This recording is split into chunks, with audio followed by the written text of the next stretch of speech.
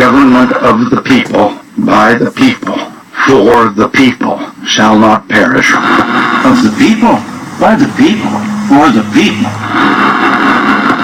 And that government of the people, by the people, and for the people, shall not perish from the earth.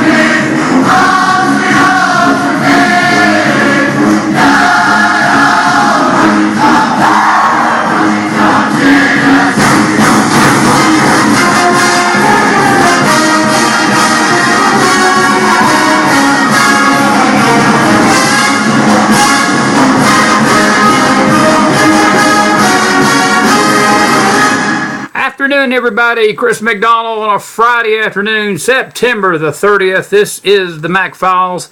This is Football Friday, and after the kind of week we've had in these hills, as they say in Tennessee and in the country, I think a good old talk just about nothing but football will probably do us all good.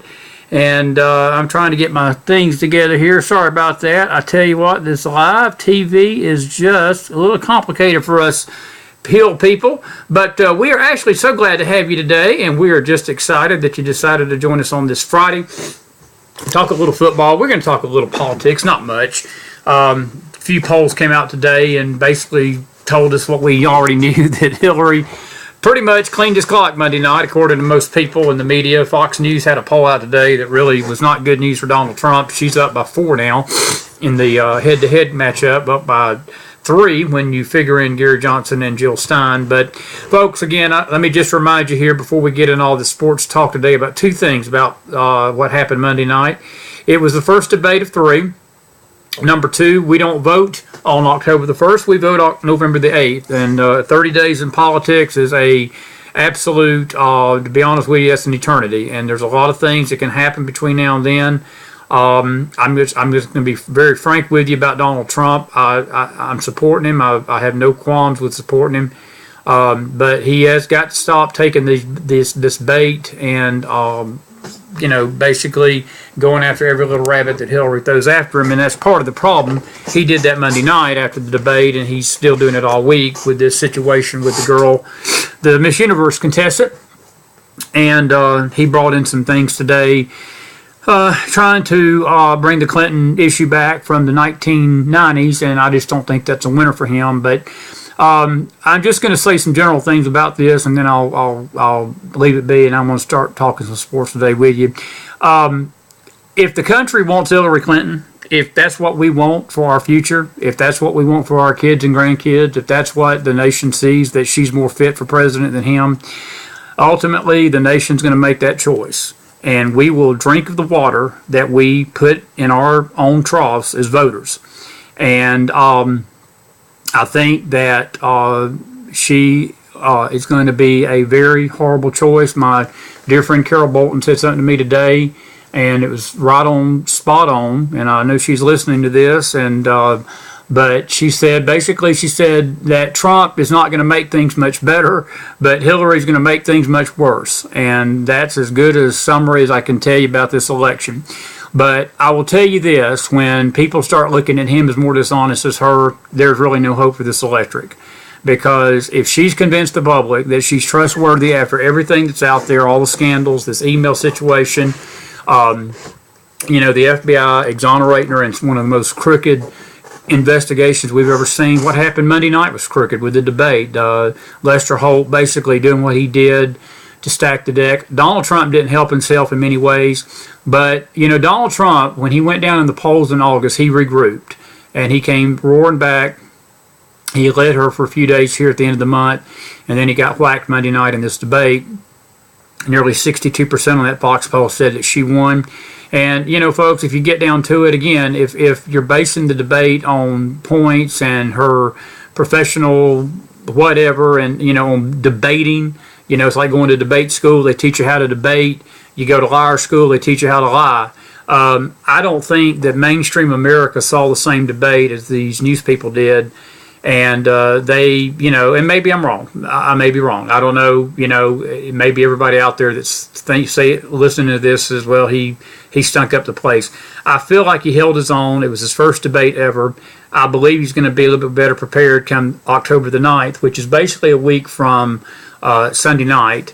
There will be a Sunday night town hall meeting. Anderson Cooper will be hosting that. And then on the 16th of October, they'll wrap it up with another town hall event with Chris Wallace. I think that may not be town hall. That may be a regular debate. But Chris Wallace will be there. He will be a little bit more fair and balanced, maybe, if we're lucky. But it's Donald Trump's right now, folks. It's on him. It's not on anybody else. The voters, I think, won't change. They want to believe in him.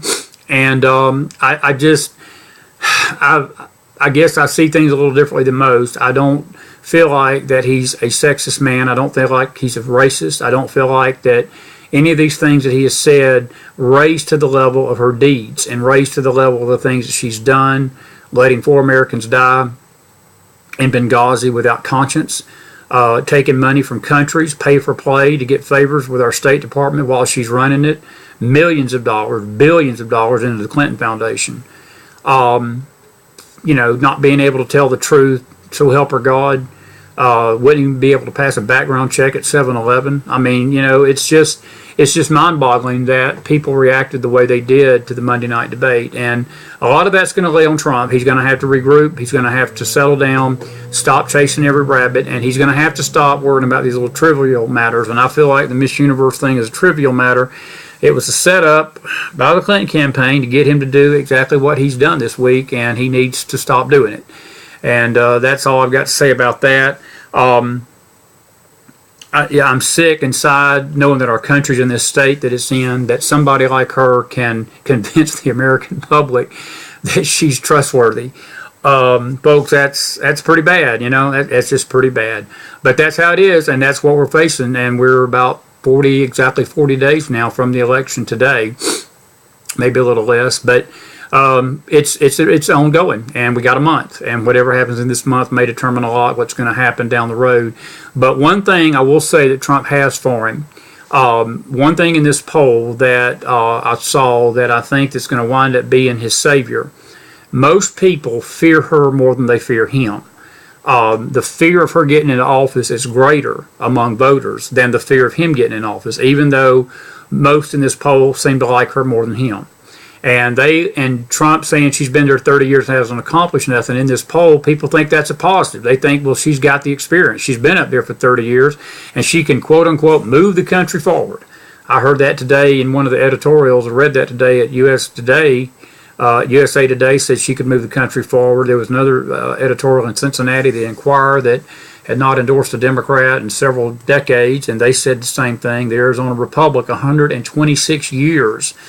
In that paper's history, they have never endorsed a Democrat. They did this year with Hillary. And folks, I'll go back to say what I said before. If this is what the nation wants, if this is what we feel like is going to be our best leader, and we vote for her, and the country as a whole votes for her, and she wins this election, she'll be our next president. And let the chips fall where they may.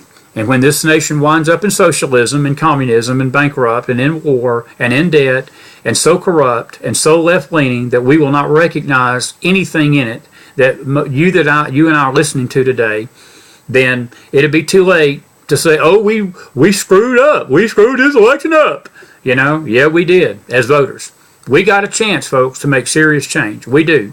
Donald Trump's not going to save our country. Donald Trump is not going to make a great deal of difference. But one thing he will not do, he will not take us down a path that is within inches of communism where there will be no freedom in this country. And that is my biggest fear of her, that she is going to clamp down as much as she can on anything that is anti-Hillary. This is about her, folks. It ain't about the country. It's never been about the country. It's about her being the first woman president in her mind in history. And she's going to get in there and be as dark and as evil and as wicked and 10 times worse than what we just left and had for the last 8 years. But again, if this is what the nation wants, then so be it. This is what the nation's going to get. And they're going to get it in the worst of ways. All righty. That's that for a little politic. And let's turn to some sports. I've got two symbols on my left side here. I'm going to go to another screen here in a minute, but I've got the UT Vols and the Georgia Bulldogs, who are going to be playing tomorrow in Athens at 3 o'clock, 3:30 on CBS. Probably one of the marquee games of the week. And Tennessee comes into the game undefeated 4-0. Georgia comes in 3-1. This is going to be a heck of a game tomorrow in Athens. Kirby Smart's young team is coming up against the 11th ranked team in the country, who ended an 11-game losing streak to the Florida Gators last Saturday here in Knoxville. What a game. They were behind in the first half, down 21-0, came roaring back, scored 35 unanswered points, actually, after going down 21-3, and scored the last 35 points of the game and shut Florida down completely. It was unreal. I've never seen Tennessee do that before, but it was a sight to see and a beautiful thing to see on this end. But it's going to be a good game tomorrow, and I'm sort of torn in my allegiances here. I grew up in Georgia. I've always been a Georgia Bulldog fan. I've been in Tennessee here now for almost 18 years, and we've got a real shot, at maybe going into deep territory in the SEC East at the very least, and maybe even gaining a playoff spot. Who knows? And that would be great for this school up here in Knoxville that has suffered probably for the last 8 or 9 years under Derek Dooley, Lane Kiffin, and Butch has had to rebuild this thing for 2 or 3 years. So it's going to be an interesting game Saturday, without a doubt. And Georgia, on the other hand, has got a young quarterback, Easton. He looks good. He's going to be a good quarterback this year and for years to come while he's at Georgia. He seems like he's got a strong arm, smart head on his shoulders. He came up against a buzzsaw last week in Ole Miss, and they really shut the Dogs down and scored often in the end zone en route to a 45-14 win. So the Dogs are going to be hungry to sort of bounce back from that, and I think that they know that if they go down 0-2 in the SEC with their schedule that's ahead, they're going to be in trouble. Tennessee, we got Alabama in 2 weeks right here in Knoxville, and I don't think most people give Tennessee a chance to win that game. So they know too that tomorrow's game is big because they don't want to have the prospect of facing Alabama with one loss. And see, in between, we got a good Texas A&M team on the road next weekend out there in San Antonio, that College Station area. And it's going to be important for Tennessee to walk away tomorrow with a win. I've got my orange up in the back. I want to pull for Tennessee. I guess I'm going to pull for them in the first half, pull for the Dogs in the second half. I just hope the game's close. I hope it's a competitive game, and it's going to be a good game for both schools. And as I said, either way it goes, I'm going to be okay with it. I'm going to be sad for the other team and happy for the one that wins. And I hate to be non-committal on my allegiances, but that's how it goes when you're part ball and part dog and part Seminole. The Seminoles are going to be hosting North Carolina tomorrow. That should be an easy win, but the way their Noles season's going with their defense, you just never know. And they play them in Tallahassee, so that game should be okay. They'll be playing tomorrow evening around 3 o'clock. Let me change screens on you because I want to talk about some other games that are coming up, and we're going to move over here and we're going to start talking a little bit about that. And we're also going to be talking about some Braves baseball because there's a historic thing going on in the South tonight as they play, and we'll talk about that in a minute. But I want to bring this logo up. This is going to be the marquee game of the weekend, bar none, beside Tennessee and Georgia. Number 3, Louisville, is going to be visiting number 5, Clemson, and Clemson probably should be ranked a little higher than that, but they are number 5 in the latest poll. Louisville, with that quarterback, that Heisman Trophy quarterback, they're going to be hard for Clemson to handle, and that's really going to be the key to this game, is how well the Clemson front four can put pressure and contain Marcus Johnson of Louisville. Nobody has yet.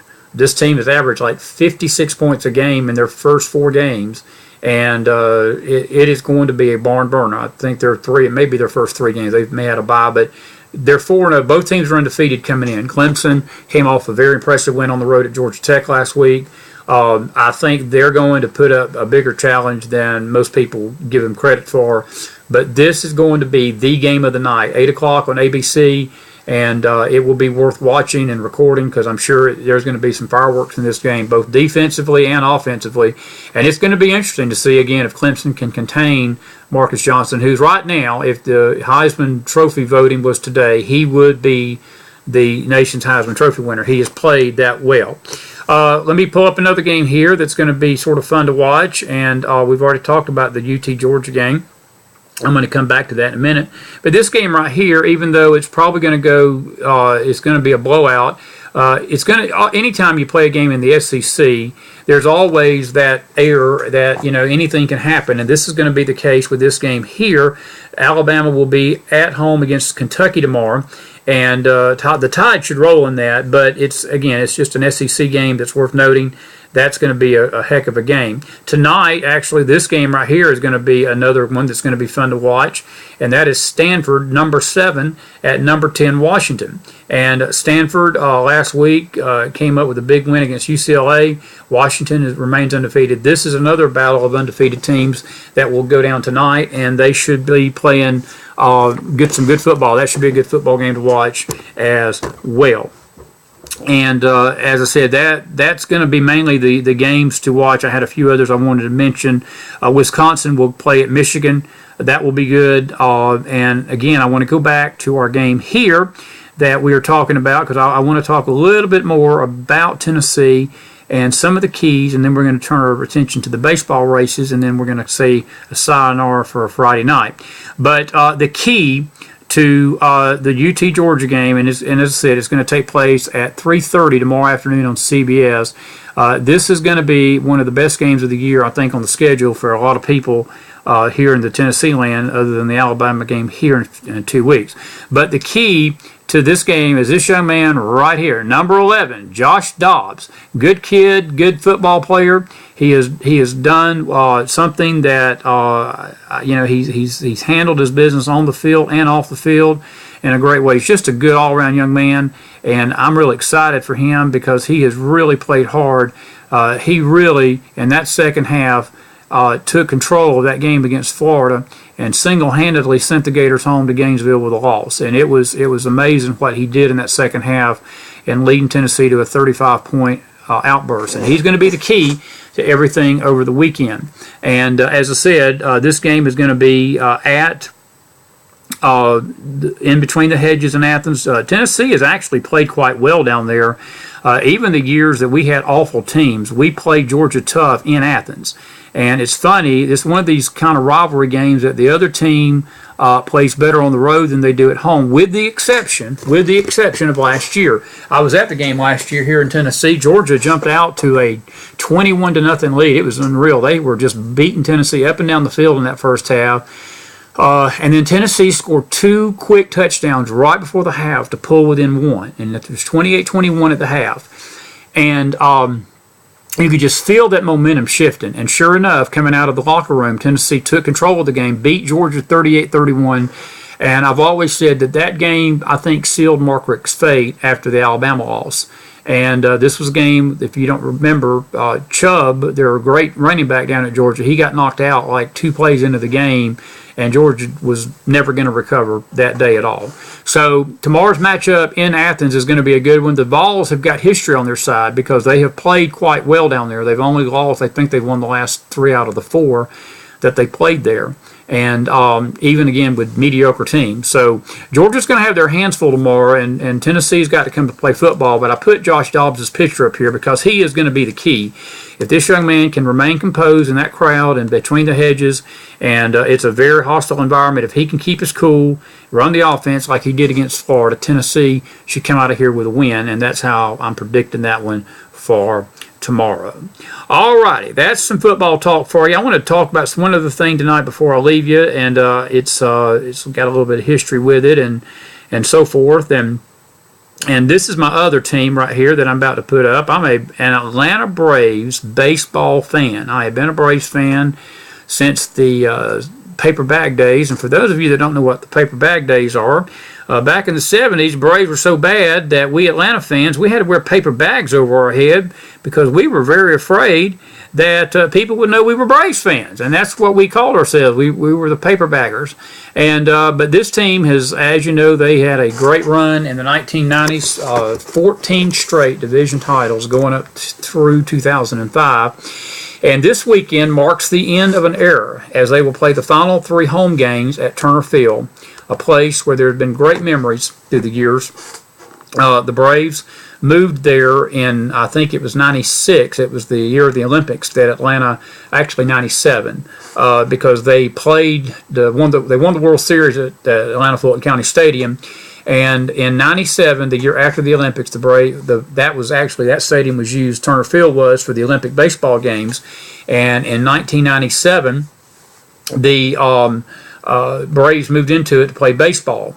And some great history there.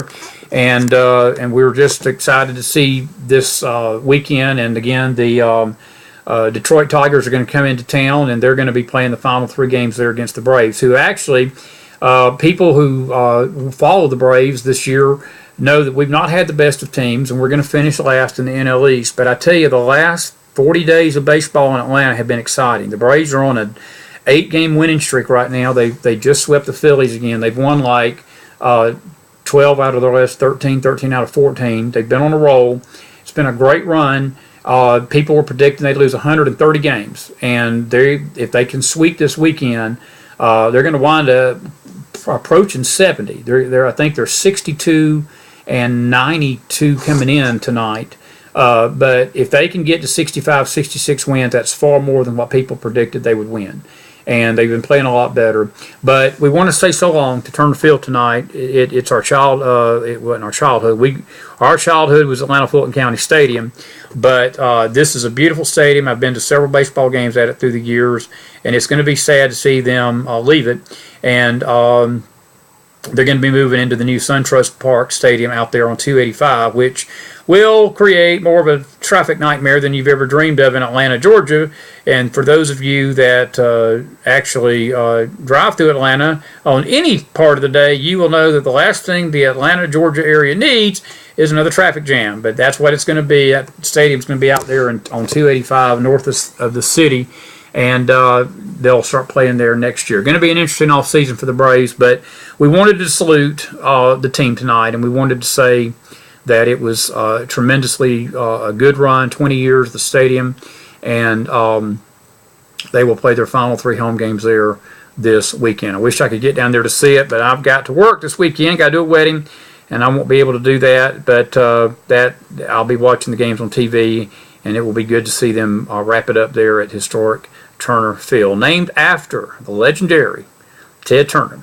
Folks, that's it for the Mac Files tonight. Don't have a lot of deep stuff to talk about. I saw the poll when it first come on, and I just wanted to mention that. And, you know, folks, it's October the 1st. We got 40 days to go. This election has got a lot more drama to play out. We're going to start back at it Monday.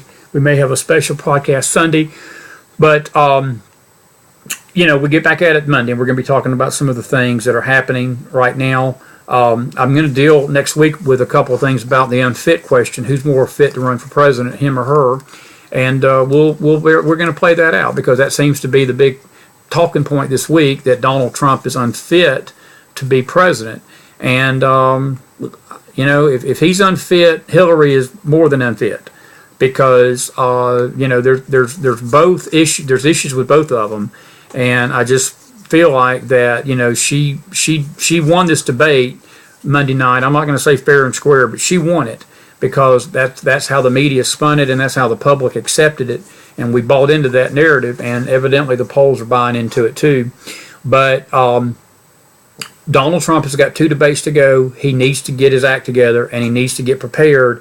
He's seen what she can throw at him, and this is game 2 of a 3-game series. You've seen what she's got. You adjust. And this is the second quarter, and then we got the end of the game next, the Sunday night week on the 16th will be the final debate. The vice presidents will debate Tuesday night on the 4th, and that debate we'll yawn and go to sleep on that one. But anyway, maybe something will come out of that, but we'll discuss that on Tuesday. Well, listen, it's been a great time having you with us tonight. I hope you get a chance to watch these football games tomorrow and have some fun with your family. And we are going to come over here. The people shall not Hang on perish. just a second. Of These, the people, by the there we go. I'm sorry. And let me put my Georgia logo back up. We want to be fair balanced here on the Mac Files tonight. And there it is right there. So I say go Dogs and go Vols together. We're going to go out playing both theme songs again. And again, folks, we really have enjoyed being with you tonight. And we hope you have a great weekend. And Godspeed, God bless. And folks, be safe out there. Be safe. Be alert. I love everybody. And I don't want to, we would hate to see anything go on out there. But there's just such a dangerous feel to the air to me about this nation right now. And just be safe and be alert. And as we go out tonight, again, we're going to play you a little bit of the Georgia Bulldog fight song. And then we're going to play a little Rocky Top. And then that will be that for a Friday Night Vision version of the Mac Files here from the hills of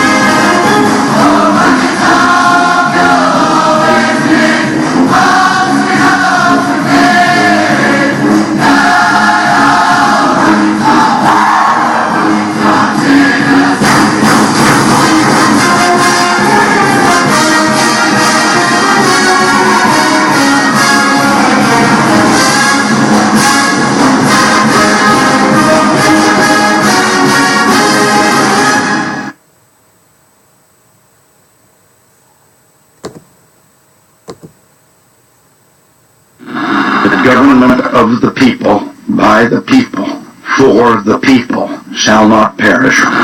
of the people, by the people, for the people. And that government of the people, by the people, and for the people, shall not perish from the earth.